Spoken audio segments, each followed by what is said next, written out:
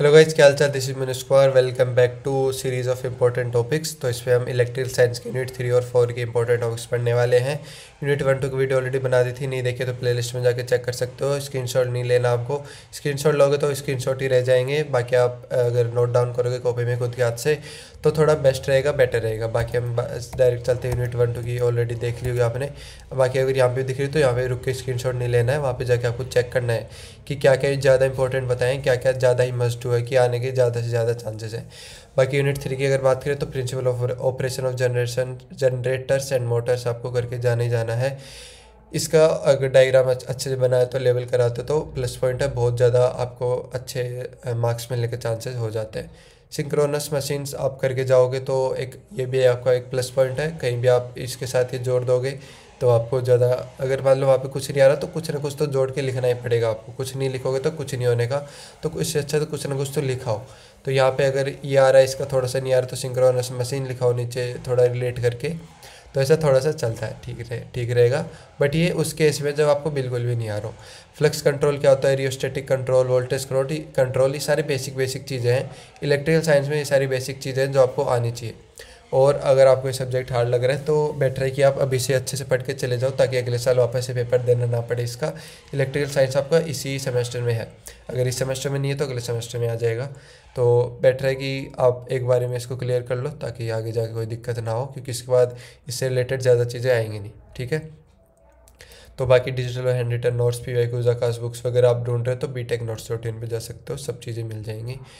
Revolving magnetic field और star delta starters, ये दोनों आप करके चले जाना, इंपॉर्टेंट है। और इसके अलावा रोटेटिंग मोटर्स भी करके था, वो यहाँ पे डालना भूल गया, वो भी आप अगर करके जाओगे तो बहुत इंपॉर्टेंट है। और इसके बाद इसके बाद जो चीज़ें बताई हैं जो छूट गई हैं वो भी आपको करके जानी है। ये नहीं कि आप वो छोड़ के जा रहे हो, छोड़ के एक भी चीज़ नहीं जानी है, सारी चीज़ें करके जानी, क्योंकि एंड टर्म है आपका। CGP आपको लाना है, जितना ज़्यादा हो सके उतनी ज़्यादा अच्छी CGP लाने की कोशिश करोगे, ठीक है। और छोड़ के कुछ भी आना है, कुछ वहाँ पे अगर पेपर में नहीं भी आ रहा है कुछ आपको समझ में, तो कुछ ना कुछ लिखाना है। कुछ अच्छा सा डायग्राम याद आ रहा है तो वो बना लेना।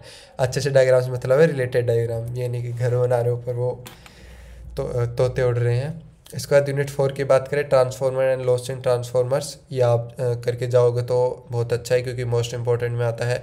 Auto transformer and 3 phase transformer, ये करके जाओगे तो भी आपको इम्पोर्टेंट आपको देखने को मिलेगा, क्योंकि इससे रिलेटेड एग्जाम में आ जाएंगे। आपको इससे रिलेटेड क्वेश्चन नहीं आएगा, बट क्वेश्चन में इससे रिलेटेड फार्मूला वगैरह जो है वो लगाने को आ जाएगा। तो इसलिए कह रहा हूँ कि ये पढ़ के चले जाना। और कंस्ट्रक्शन और प्रिंसिपल्स जितने भी हैं वो सारे पढ़ के चले जाओ, क्योंकि इसमें ज़्यादातर चॉइसेस ही आती है। आप अगर किसी दो चीज़ों की कंस्ट्रक्शन और प्रिंसिपल्स पढ़ोगे तो उन दोनों के बीच में चॉइस आ जाएगी, तो वो दोनों कौन से वो हमें नहीं पता।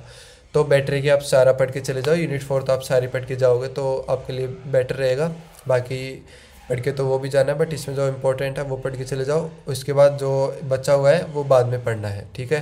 तो मैं यही कोशिश करूँगा कि आपको अच्छे से अच्छे मार्क्स आएँ, और यही कोशिश की है कि इंपॉर्टेंट टॉपिक्स बताए मैंने। बाकी ES की वीडियो आई थिंक शायद ही आएगी, अगर आएगी तो आपके लिए बेस्ट ही है। आपका लक अच्छा हुआ तो मेरे चैनल पे ES की वीडियो आ जाएगी। रेस्ट आप यूट्यूब चैनल्स देख सकते हो जो मैंने अंडररेटेड की वीडियो बनाई थी।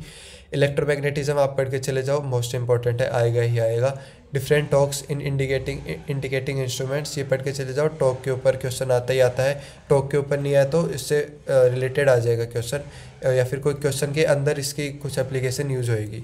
तो टॉक के बारे में पढ़ के चले जाना। इसलिए कह रहा हूँ कि कुछ छोड़ना मत, क्योंकि कुछ ना कुछ रिलेट होके आ ही जाता है, क्योंकि जो कम इंपॉर्टेंट है उससे रिलेट होके कुछ क्वेश्चन में आ जाएगा। तो इससे अच्छा है कि सारा सब कुछ पढ़ के जाओ, ठीक है। तो डायग्राम्स ज़्यादा से ज़्यादा प्रैक्टिस करने हैं। बेसिक्स को सबसे पहले अंडरस्टैंड करो, बेसिक्स ही समझ में नहीं आएंगे तो आप बना के लिख के आओगे तो भी वो वर्थ इट नहीं होते। थ्योरी को थोड़ा सा अंडरस्टैंड करो, और जो फॉर्मूलेज है वो सारे फॉर्मूलेज को एक जगह लिख लो, फिर उसको लिखो, पढ़ो और याद करो। यही है। बाकी ये आपकी इम्प्रूव देखने को जो GPA इम्प्रूव कर सकते हो वो वीडियो है, बट ये मिड सेम के लिए थी। और यूट्यूब चैनल्स देख सकते हो जो अंडररेटेड थे, जो आपको सर्च करने पे नहीं मिलते हैं वो वाले। बाकी मिलता है आपको नेक्स्ट वीडियो में। Till then bye, take care, keep learning. कोई भी डाउट वगैरह तो आप नीचे कमेंट सेक्शन में पूछ सकते हो। बाय।